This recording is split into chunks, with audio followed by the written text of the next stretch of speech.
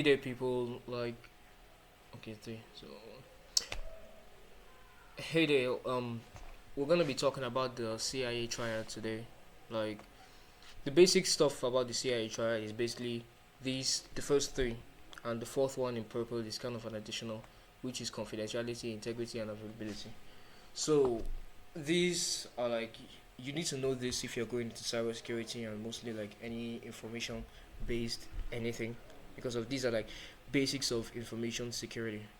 So before we start, uh, make sure to subscribe and drop a like if you like the video, and let's get in. So confidentiality basically just means that only authorized people can access the information.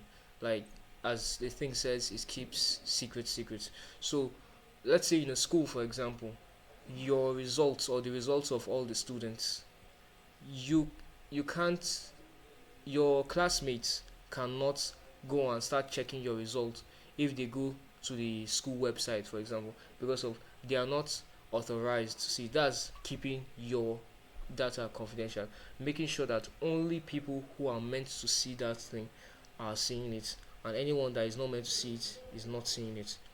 Data should only be readable by those with permission, enforced via encryption, encrypting it using like passwords to make sure that people don't like see it, using specific access points, so like someone has to go to this specific computer to like see the stuff.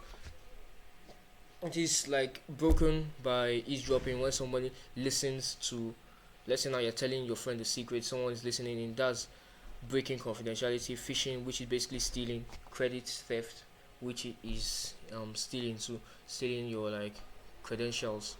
So example of one of these attacks that will fight against confidentiality is man in the middle attack, and you can see the example. Hospital encrypts patients' records so only doctors and nurses, not the public, can view them. Then we have integrity here, which data must not be altered without authorization.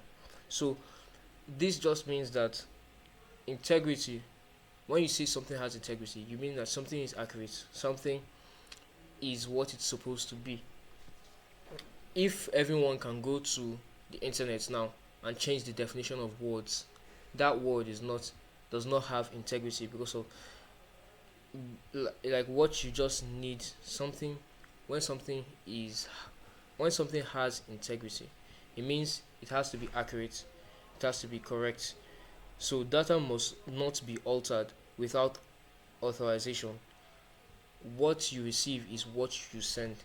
You can send something to somebody, for example. Now, if now someone in the middle like intercepts that message and now changes it, that does not have integrity, because of it is not the original information. Again, it has been altered. Yeah. Guarantees data is accurate, untampered. Enforces through hashing. That's like that's encryption, a stronger version of encryption. And digital signature, which is just making sure that well, if I get into digital signature right now, I'll treat that in a later video. That's basically just a more complex part. Let's just continue. Breaking It's broken by the SQL injection, which like destroys databases. File tampering, which, let's say that someone goes to your computer, starts changing your documents and all of that. Examples: changing the bank transfer amounts. Yeah, that thing does not have integrity again when something is changed. Downloading, an example here is a download site provided by this hash, so you can verify the file wasn't modified after receiving. Yeah, so someone sends a file to you, you now use this thing to verify if it has not been changed. So it to check the signature. That's digital signature. Like every file has a signature. Well, let's move on to availability. So availability right now, system and data must be available to authorized users when they need it. So availability, as it says, it needs to be accessible by everyone who is supposed to see that information. So when you need your results, for example, if now you're supposed to get your result like 24/7, and for some reason your website is down, it doesn't make that much sense. So you need on this CIA triad, this is just making sure that you can access it at any time. It needs to be accessible.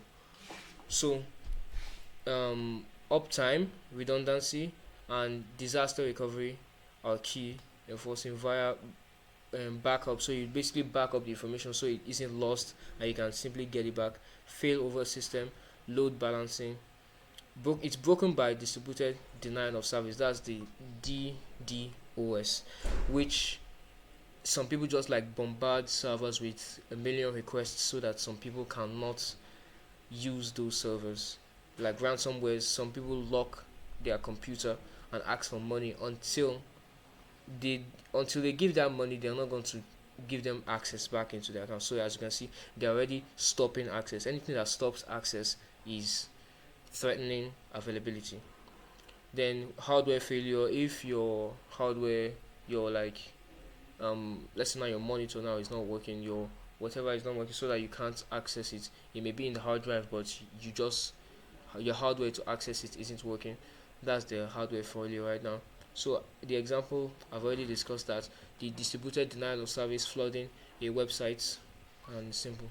So a company keeps backup servers in the second data center so that the site stays online when the primary one fails. So let's say now someone does a distributed denial of service or something else happens on the main servers. They have the backup servers to start running.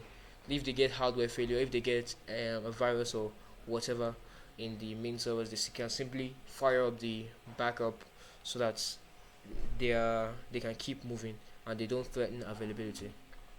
Then we have this additional one. Most of the time you are not going to see this one, especially in the beginner, but if you're in university, you're going to see it like in your second year, maybe in your part 2 of your first year. So this non-repudiation here, a party cannot deny having sent or received a message. Actions are prevented. So what this does is it uses digital signature. It's now like every single person, if you do a bank transfer, for example, the receipts you have when you send money to somebody, that stuff, it has this type of track, it has this type of key which is unique to you. And once you send it to somewhere, when that person receives it and sees it, that person too, it's already locked that, oh, this person has seen it. You can see it with your WhatsApp, for example. When you send a message, you can see the one tick. When the person has received the message or the message has entered the person's phone, it shows the double tick. When the person has seen the message, it now shows double tick and it is blue. So that is an example of non-repudiation happening right there. So it provides proof of origin and proof of delivery. As I said before, it uses the digital signature, audit logs, simple as that, like using like the logbook or anything like that to know if someone has like accessed a computer, for example.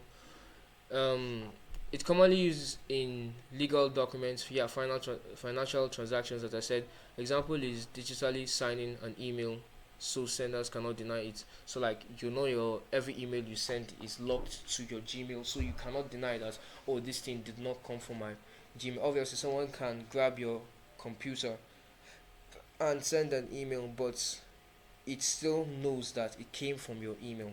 So that is non-repudiation. They're stopping you from denying that this thing came from your email, which is locked to you because you're the owner. So quick references. So this is basically they're like rounding up the principles. The confidentiality is keeping data private, making sure that people who are meant to see it only. Then the threats, phishing, anything that's like information is being stolen or like gotten without permission, that threatens confidentiality. Is controlled by access control, encryption, like hiding. So integrity, keeping data accurate, as I said. SQL injection, which is like um is like it just like it just tampers with the database. I'm trying to like think of a simple way to say it. It just tampers with the database so that the information is not, it's kind of like jumbled. So hashing, which is a stronger type of encryption, and data signature, as I explained before. The availability, keeping systems online.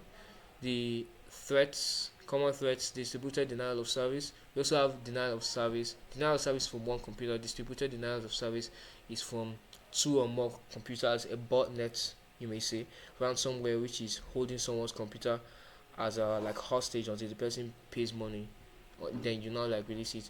You can simply control it by backup, fail over. Then non-repudiation: prove action occur. Then common threats: identity deny, um then fraudulency, when you like making up documents and all of that. Digital signature, audit logs, those are how you control it. So thanks for watching.